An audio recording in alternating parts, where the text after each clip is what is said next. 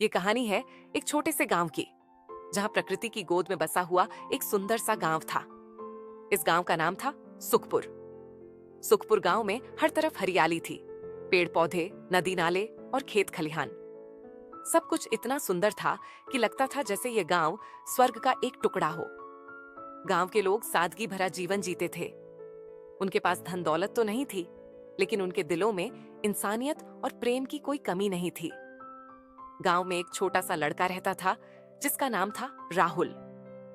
राहुल की उम्र महज 10 साल थी, लेकिन उसकी समझदारी और अच्छे स्वभाव के कारण पूरा गांव उसे बहुत प्यार करता था। राहुल के पिता एक किसान थे और माँ घर का काम संभालती थी। राहुल को पढ़ाई के साथ साथ प्रकृति से भी बहुत लगाव था।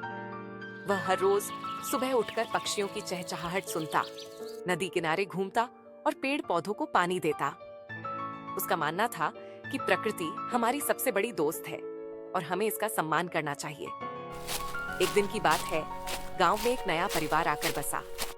इस परिवार में एक पति पत्नी और उनका बेटा रोहित था। रोहित की उम्र भी राहुल के बराबर थी, लेकिन उसका स्वभाव बिल्कुल अलग था। रोहित शहर से आया था और उसे गांव की सादगी और प्रकृति से कोई लगाव नहीं था। वह हमेशा अपने मोबाइल फोन और वीडियो गेम्स में व्यस्त रहता था। रोहित के माता पिता भी शहरी जीवन के आदी थे और उन्हें गांव की सादगी पसंद नहीं आ रही थी। राहुल ने रोहित से दोस्ती करने की कोशिश की, लेकिन रोहित ने उसकी बातों को अनसुना कर दिया। रोहित को लगता था कि गांव के लोग अनपढ़ और पिछड़े हैं। एक दिन राहुल ने रोहित को नदी किनारे घूमने के लिए बुलाया, लेकिन रोहित ने मना कर दिया और कहा, यहाँ तो कुछ भी मजेदार नहीं है। शहर में तो मॉल, पार्क और ढेर सारे गेम्स हैं। यहाँ तो बस पेड़ पौधे और मिट्टी ही दिखती है। राहुल ने मुस्कुराते हुए कहा, रोहित, प्रकृति हमारी सबसे बड़ी दोस्त है। ये हमें शुद्ध हवा, पानी और खाना देती है। अगर हम इसका सम्मान नहीं करेंगे तो एक दिन ये सब खत्म हो जाएगा। रोहित ने राहुल की बात को नजरअंदाज कर दिया और वापस अपने घर चला गया। लेकिन राहुल ने हार नहीं मानी। उसने सोचा कि वह रोहित को प्रकृति की महत्ता समझाएगा। कुछ दिनों बाद गांव में एक बड़ी समस्या आई। गांव के पास वाली नदी का पानी प्रदूषित हो गया था। नदी में कूड़ा करकट और प्लास्टिक की थैलियां फेंकी जा रही थीं, जिससे पानी गंदा हो गया था।